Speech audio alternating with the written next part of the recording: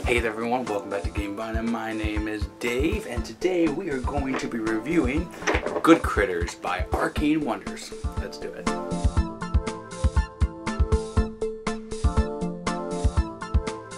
So as a disclaimer, this is a review copy from Arcane Wonders. Thank you so much for your support. We really do appreciate it. You help the channel grow, and you are the best. So Goodcritters is a light bluffing type of game.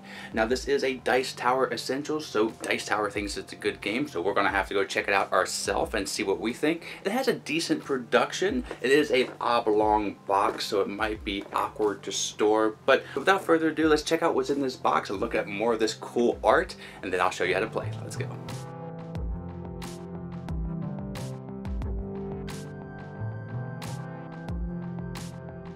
Alright, so here's what comes in the box of Goodcritters. Now the box is kind of a oblong shape, but the art is fantastic, and the production quality is pretty solid too. Good thickness on the card, nice bend so it doesn't actually crease, and all the art is really nice. Now they didn't have to do various pictures for these loot cards, but they did. Now the cardboard components are thick. Let's do a cardboard break right now. Let's see it.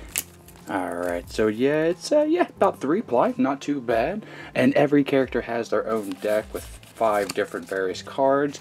All the characters here are super fantastic. Now, she is my favorite because she looks badass as hell, but she also reminds me of Lola from Space Jam. Now, the other cool character here, the Panther, he's my second favorite, but he's got a nice cool suit on, and he's got a cool lavender background. Every one of the characters look like they come straight out of Zootopia, and that is not a bad thing. Then you have the fun size cards, not my favorite thing in the world, but because you don't use these cards too much, it gets a pass. Alright, so now, let me tell you how to play this game. Let's go. Okay, so the game is set up right here for 5 players. The only thing that you really have to worry about is dividing up the deck applicable to the amount of players and putting the fuzz card in the right pile. So we'll be putting all these right together. We'll be shuffling up the fuzz into this deck as well, and then putting it on the bottom of the deck along with these final 2 stacks. You give each player 4 different cards from 2,000 to 5,000, and the person who owns the game gets to be the boss first, and you're pretty much ready to go, unless you're playing with the expansion, which I'll go over at the end of the description here. So the name of the game is really quite simple. You're going to try to get as much loot as you can until the fuzz shows up, and then you'll count up your bag of loot, and whoever has the most is the winner. Now a round is broke down like this. Whoever the boss is will take the number of cards equal to the amount of players plus 2 off the top of the deck here, and then they will start to divvy up these loot cards. And the boss can divvy it in any way that he wants. He can give it all to himself if he wants, or he can give 2 of the treasures over here, 2 of the treasures here, 1 to himself, and 1 treasure right here, and nothing to Steve, because Steve looked at us wrong. Okay, so once that's happened, now you go on to the next phase, which will involve these cards right here, your hand of cards. So let's go over what each card does. So basically what you're doing is everyone is discussing how the loot was divvied up, and you want to agree or disagree or play an action card during this phase of the round. Everyone is talking it out. You're kind of like, okay, is this a good thing? Is that a good thing? And then everyone played a card in front of them, and once everyone has a card in front of them, no one can change, and then you start to reveal that. So the yes card is really quite simple. If there are more yeses at the table, then whatever happened at the divvy point, then everybody takes their treasure. That's really it. Now, if there are more no's at the table, then you will take 2 more treasures off the top of the pile, add them to the divvied out loot, pass the boss off, and then do the whole process again of divvying out and try to get a yes next round. Now there are action cards you can play instead. Now if you want to play a skim, if you are the first person to play a skim, you take a card off the top of the loot pile and put it in your hand. Ooh. But again, if anyone else plays it and they aren't the first person, well, they do nothing. And the other 2 cards go hand in hand together. They are the Rob and Guard card. So these little tokens right here correspond to your threat. Like this is a threat token, so you put this in front of somebody, and now they know you're going to attempt to do something on them. Now, you don't have to play a rob card, but if you do and they don't play a guard card, then you will take a loot from their hand and put it in yours. Now, if you play a rob on them and they play a guard, then they would instead take a card from your hand and put it in theirs. The important thing is you have to put your threat in front of the person in order to execute the rob card. Though again, you can always just play a scam or a yes as a bluff.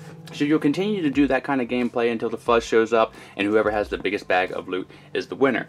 Now the expansions are really quite simple. They correspond to these little bribe cards here and your yes and no tokens. So during the negotiation phase where everyone's kind of calculating if the divvy up loot is going to go somewhere, well, you can kind of bribe somebody to say yes or to say no with these little tokens. They're worth 1,000. So if you do that and the person actually says, okay, yeah, I'll take your money and say yes on this bet, you can either give them this or you can give them a card face down like this out of your hand and say you can't look at it, but you have to vote no on this. So it's a little bit more of a variance with these additional rules, but not too much to kind of convolute it. But that's how you play the game. Let me now give you my opinion and give this game a grade. Let's go. So that is how you play Goodcritters. Now, I never played the predecessor to this game, but playing this one here, it is a hoot, and it gets a 76 from me. This is exactly what my type of group loves. We like playing Sheriff of Nottingham, and this is kind of like a Sheriff of Nottingham super light version. And I love the Zootopia kind of art and how every animal is represented. Very diverse, and that's pretty cool. And what I mean by this being a light type of bluffing game, this is one of those type of games you don't really have to think too much. You can grab a drink at your buddy's house and have a group of people over and just have a great time. So what I mean about this being a light type of bluffing game, it's just one of those games you can go over a buddy's house, have a group of people, grab a drink or two, have some snacks, and not really take this game too seriously, but have a great time and induce tons of laughter. Now, by adding players, it doesn't add any time at all. The production quality is super solid, and it's just one of those games that I'm going to keep on my shelf, and if I want a filler type game when it comes to bluffing, this is the one I'm going to go to. Not something that blew my mind, but something that I had a great time with, and I'm definitely recommending. And by adding the small expansion with the bribe cards, it's just a little bit more oomph into this game to add more laughter and more interaction between the players. You don't have to necessarily add it every time. I actually prefer the first 2 games of an experience for a person not to add it. But once you've actually played it a few times and you know what you're doing, I think adding that bribe aspect of the game is super cool. But that's what I think about Goodcritters. If you want to pick up the game, there is going to be a link down in the description below. Thank you so much, Arcade Wonders, again for this review copy. Until the next time that I see you, Vine Nation, my name is Dave, and have a great rest of your day and a great time with all you play. Until the next time that I see you, I'm out. Bye.